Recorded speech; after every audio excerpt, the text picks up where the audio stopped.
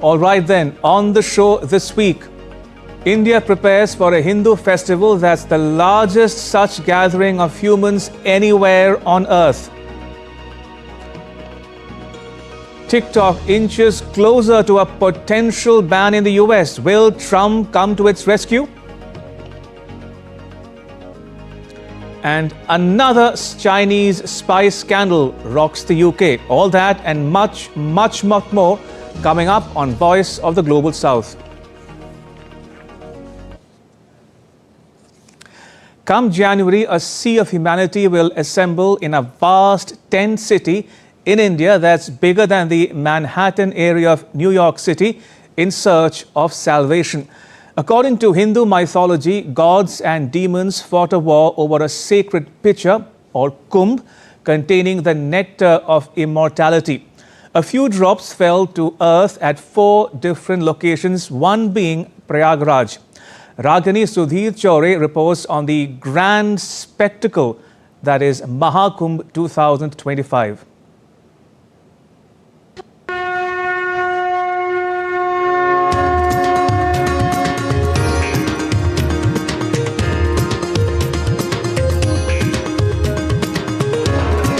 From 13th of January to 26th February, millions will gather in India for the Maha Kumbh Mela.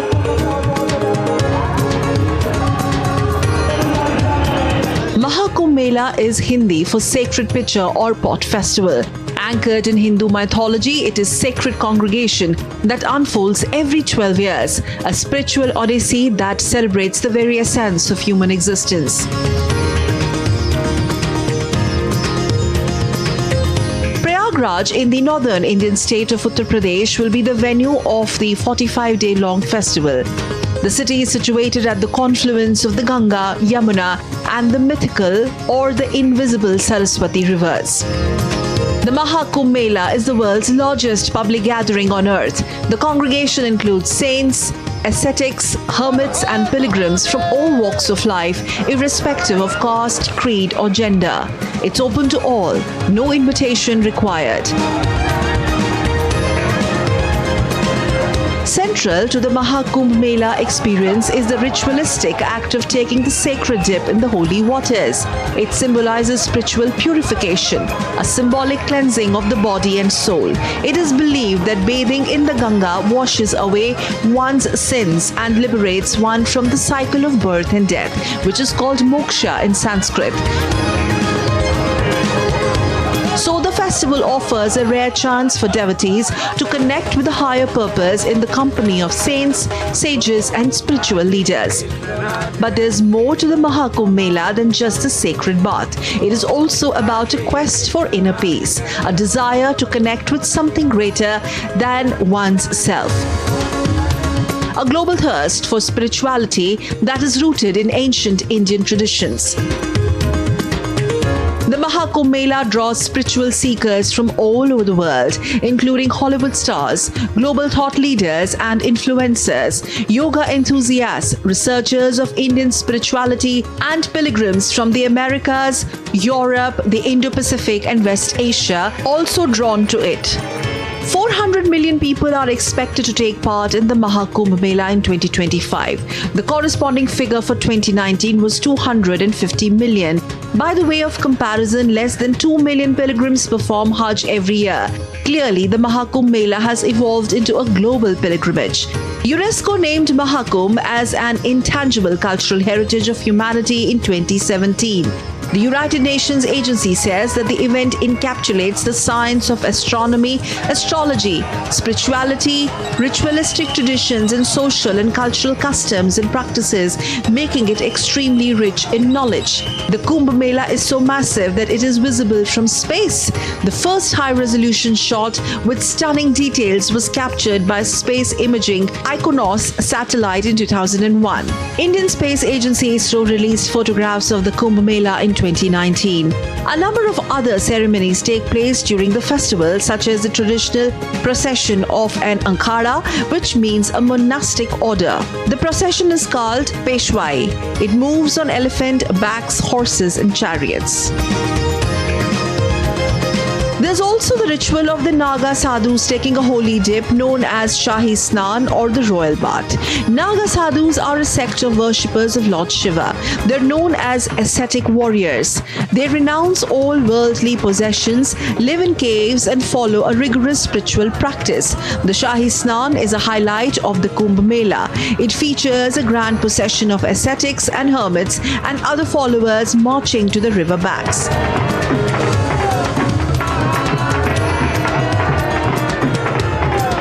In the sacred tradition of spiritual renewal, there are 6 auspicious days for the holy dip, moments when the soul connects with the divine. The first, Posh Purnima, on 13th January, marks the beginning of a new cycle of devotion and purity. Next comes Makar Sankranti on 14th of January, a day of new beginnings where the sun's journey into the north brings blessings of prosperity and light. On 29th of January, observance of Mauni Amavasya, a day of silence and reflection as the soul seeks the tranquility of the sacred waters. Basant Panchami on 3rd of February ushers in the vibrance of spring, a time for spiritual growth and renewal. On 12th of February, Maghi Purnima arrives, a powerful moment to purify the body and soul in the blessed waters. And finally, Mahashivratri on 26th of February, the grand night dedicated to Lord Shiva, a time for devotion and spiritual awakening. The Maha Kumbh Mela has only grown bigger over the years. During the 2019 Kumbh Mela in Prayagraj, at least 3 new Guinness World Records were set. For the longest parade of buses featured 503 buses, surpassing Abu Dhabi's previous record. The most contributions to a handprint painting saw more than 7,600 participants. And for the most people sweeping simultaneously record was broken with more than 10,000 sanitation employees. In 2025, more records will be broken. They include the largest synchronized cleaning involving 25,000 participants, the largest e-vehicle parade comprising 1,000 rickshaws, a re-attempt at most hand-printed paintings in 8 hours involving 10,000 participants, and the largest river cleaning comprising 300 volunteers. Now let's take a look at some staggering numbers showcasing the growth and transformation over the years. In 2019, the area dedicated to the event was 3,200 hectares. Fast forward to 2025 and that expands to 4,000 hectares. Tents for accommodation has grown from 80,000 in 2019 to an impressive 1,60,000 by 2025. For accommodating large flow of vehicles in 2019, they covered 1,291 hectares, but in 2025, it is being increased to 1,850 hectares. Sanitation is also taken under consideration with the number of toilets on the rise. 1,14,500 in 2019 to 1,45,000 in 2025, ensuring comfort for everyone. And for tourist accommodation, they have gone from 20,000 options in 2019 to 25,000 by 2025. Visitors have a range of options for their accommodation. One can stay in the area designated for the festival. Tent cities provide comfortable accommodations near the Triveni Sangam, ranging from basic tents to luxurious setups with private amenities. Staying there offers tourists easy access to rituals, sacred baths, and spiritual events. Imagine waking up to the chants of Vedic hymns and the sounds of sacred rivers flowing nearby. One can also stay in the city, which offers a diverse range of accommodations from luxurious hotels to budget-friendly lodges. One can reach Prayagraj by road, rail or air. The Prayagraj airport is located at Bamroli at a distance of 13 kilometers from the city. It offers regular flights from major Indian cities such as New Delhi, Mumbai, Bangalore, Kolkata and Hyderabad. Indian Railways will operate 13,000 special trains to cater to an anticipated surge in passengers. And when you are done, there are some attractions waiting for you nearby, including Varanasi and Ayodhya. Ragini Sudhir Chaure for DD India. Video sharing app TikTok has drawn intense scrutiny, particularly over its links to China. So is TikTok a spying tool for Beijing, a fun app, or both? Jayant Das reports.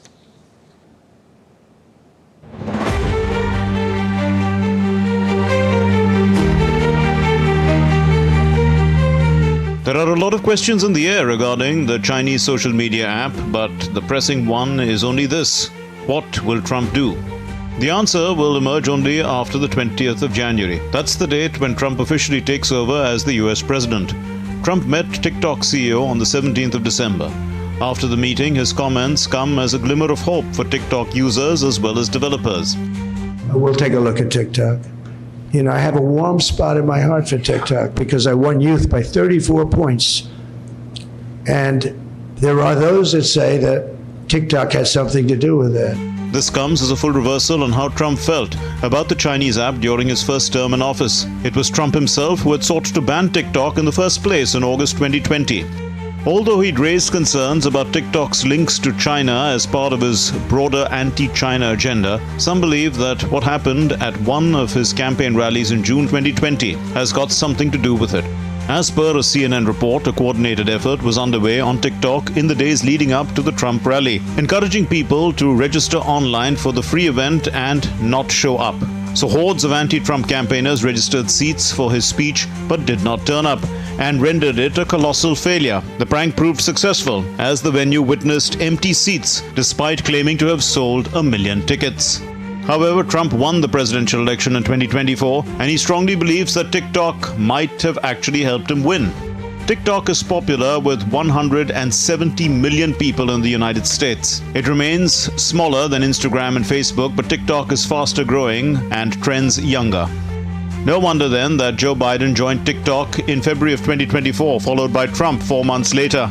The Biden campaign joined TikTok despite the app being banned on most US government devices over security concerns. Trump soon followed suit and joined TikTok in June 2024, in spite of pushing unsuccessfully to ban the app from the US by executive order. TikTok is also a money spinner. A user can earn anywhere from $15,000 to $200,000 per year by producing and sharing content on the app. TikTok has created a new generation of influencers with millions of followers, and the impending ban has left many teary-eyed. If Trump decides to save TikTok, it will reinforce the popular belief that he hates Facebook more than TikTok. Trump has called Facebook an enemy. He believes that Facebook cost him a win in the 2020 election. A ban on TikTok benefits Facebook, so he wouldn't want to do anything that will help Facebook. Trump told US TV channel CNBC, "The thing I don't like is that without TikTok, you can make Facebook bigger. And I consider Facebook to be an enemy of the people, along with a lot of the media." Also, Facebook imposed a 2-year ban on Trump following the January 2021 riots in Washington, D.C. Furthermore, Facebook founder Mark Zuckerberg donated $400 million to 2 non-profit organizations that led to holding of elections during the COVID-19 lockdown. Trump went on to say, "I think Facebook has been very dishonest. I think Facebook has been very bad for our country, especially when it comes to elections." TikTok first caused alarm in the US in September 2019 when the Washington Post newspaper reported a lack of content related to the Hong Kong protest, which was surging on all social media platforms. The Chinese-based app claimed that it was because the app was for entertainment purposes and not political reasons. On 16th December 2019, the US Defense Department published security risks associated with TikTok. The same month, the US Army, followed by the US Navy, stopped using TikTok on government-owned devices. In 2022, US website BuzzFeed reported that ByteDance employees in China allegedly accessed non-public information from TikTok. In March 2023, the TikTok CEO was grilled by US lawmakers. Now, I would also like to talk about national security concerns that you have raised, that we take very, very seriously. Let me start by addressing a few misconceptions about ByteDance, of which we are a subsidiary. ByteDance is not owned or controlled by the Chinese government. It's a private company. In April 2024, US lawmakers advanced a bill that compelled TikTok's parent company ByteDance to divest or face a ban. It passed with wide margins in both houses of the US legislature. To be considered a qualified divestiture, the US president must determine TikTok is no longer controlled by or would have no operational relationship with the Chinese entity. When Biden signed the bill in April, a 270-day clock started. The clock ends on the 19th of January, but the process could be extended by court review. The US top court on 18th December decided to hear a bid by TikTok to block the federal ban law. The court did not immediately act on any emergency request by TikTok and ByteDance, as well as by some of its users who post content on the social media platform, for an injunction to halt the looming ban, opting instead to hear arguments on the matter on the 10th of January. Trump becomes president on 20th January, the day after the US law indicates a ban would start. If Biden certifies a path to a qualified divestiture has been identified, there is evidence of significant progress towards a sale, and there are legally binding agreements in place. Biden can authorize an additional 90 days for any deal to be finalized. The additional time would throw the final decision to Trump. So Trump could help TikTok by providing an extension at the very least. But if the US top court decides not to halt the law before it takes effect, it is not clear how Trump, once in office, would be able to affect the matter. TikTok and court papers raised the possibility that the new government would pause enforcement to seek to mitigate its potential consequences, although at least one lawmaker has said that Trump cannot ignore the TikTok law. The dispute comes at a time of growing trade tensions between the US and China. Biden placed new restrictions on the Chinese chip industry. China responded with a ban on exports of gallium, germanium, and antimony, metals which are used in making high-tech microchips, to the US. Trump has kept up the US rhetoric on China. He says he wants to impose tariffs on all imports from China as soon as he takes office. Also, Trump's cabinet comprises China hawks, including, but not limited to, National Security Advisor Mike Waltz and the US Secretary of State Marco Rubio, all of which add up to shed a very ambiguous light on the future of TikTok in the US. Some experts are telling others not to make any bets regarding Trump's decisions. And what's the stance of the Chinese government on the matter? Well, China has a list of technologies that would need Chinese government approval before they are exported. Experts said TikTok's recommendation algorithm would fall under the list, making divestment very difficult for ByteDance. As for implications, an impeded ban on TikTok could open the door for a future crackdown on other foreign-owned apps. In 2020, Trump had also tried to ban WeChat, owned by Chinese company Tencent, but was blocked by the courts. For now, all eyes are on the conservative-dominated US top court, which, by the way, is not the only US government organ where the Republicans hold sway. There's also the lower house of legislature, the upper house of legislature, and then, of course, the presidency. For now, it seems that TikTok and its supporters can only hold their breath and wait for the D-Day. Jayant Das's report for DD India. China is back in the news, this time for allegedly spying on the UK. The UK media is agog with reports about a Chinese national who got too close for comfort with a British royal and invited allegations of espionage. The person, since identified as 50-year-old Yang Tengbo, stands banned from the UK. The issue dominated the British front pages and news broadcasts. So who is Yang Tengbo? Now, Yang Tengbo, also known as Christopher or Chris Yang, was born on 21st March 1974. He worked as a civil servant in China for some years. In 2002, he came to the UK to study. In 2005, he founded a company called Newland UK. In 2013, he was granted indefinite leave to remain in the UK. But in 2023, the UK Home Secretary cancelled it.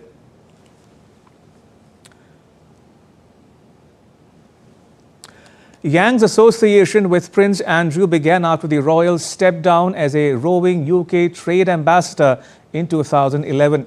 The 64-year-old prince, who is the 8th in line to the British throne, founded what is known as Pitch at Palace in 2014.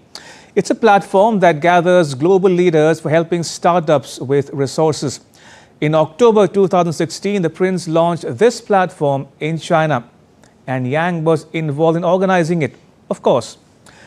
By 2020, Yang had already become a confidant of Prince Andrew and was acting on the British royal's behalf with investors in China.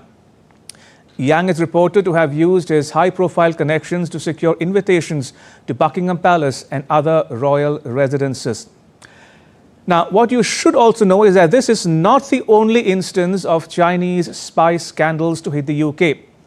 On 17 December, a London tribunal ruled that British domestic spy agency MI5 acted lawfully when it raised an alert about a Hong Kong-born British national Christine Lee in January 2022. 5 days prior to that, on 12th December, a London court set 10th March 2025 as the date for the start of a trial of two dual Chinese and British citizens accused of assisting Hong Kong's Foreign Intelligence Service in Britain. Interestingly, what is common to Yang Tengbo and Christine Lee is the United Front Work Department of the Chinese Communist Party. Yang and Lee had links to this high-level body that reports directly to the party's Central Committee. Xi Jinping has described the UFWD as a magic weapon to bolster Beijing's reach abroad. Under Xi, the department is tasked to work with Chinese diaspora overseas for getting positive coverage for China in foreign media and tracking the activities of critics of the Chinese government there.